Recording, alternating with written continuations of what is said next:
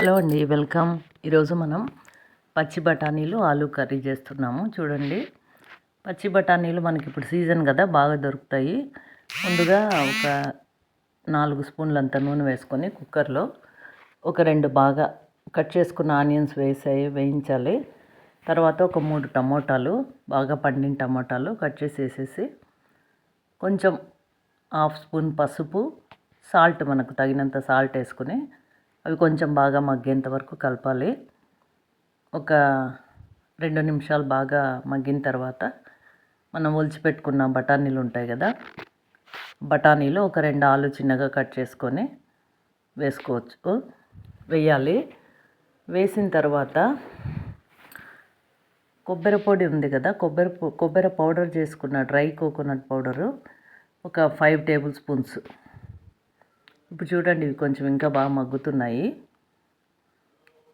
ఇలా కొంచెం బాగా మగ్గిన తర్వాత బఠానీలు ఒలిచి కడిగి పెట్టిన వేసేసుకుని ఆలు కూడా కట్ చేసేసుకుందాము.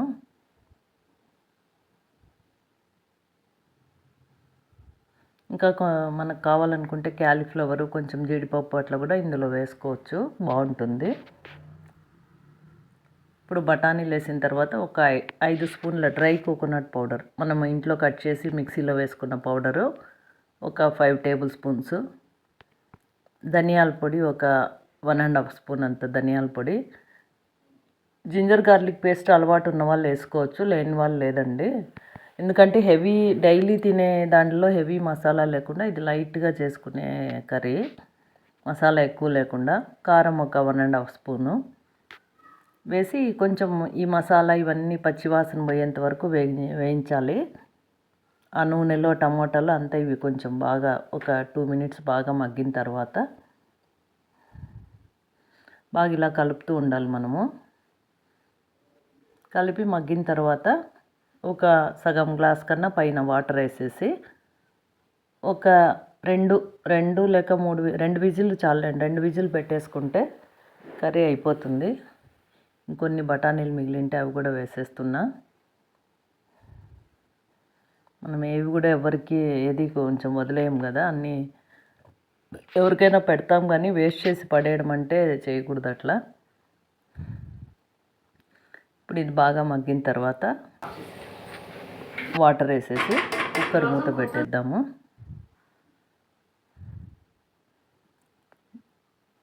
కుక్కర్ మూత పెట్టేసి ఒక 2 విజిల్లు వచ్చిన తర్వాత మనము స్టవ్ ఆఫ్ చేసుకుని స్టీమ్ ఆరిపోయిన తర్వాత తీసేసుకోవచ్చు.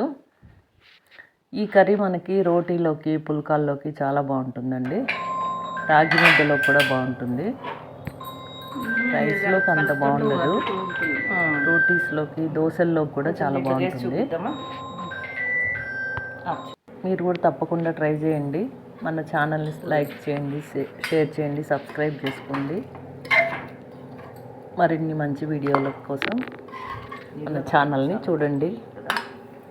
Thanks for watching. ఇప్పుడు నేను ఇంకా వేడివేడిగా రొట్టెలు చేసేసి మా ఇంట్లో వాళ్ళకి పెట్టేస్తాను. కొంచెం ముందుగా ఎప్పుడు కర్రీ కొద్దిగా చల్లారిన తర్వాత చపాతీ వేడిగా చేసుకుంటే బాగుంటుంది. Thanks for watching.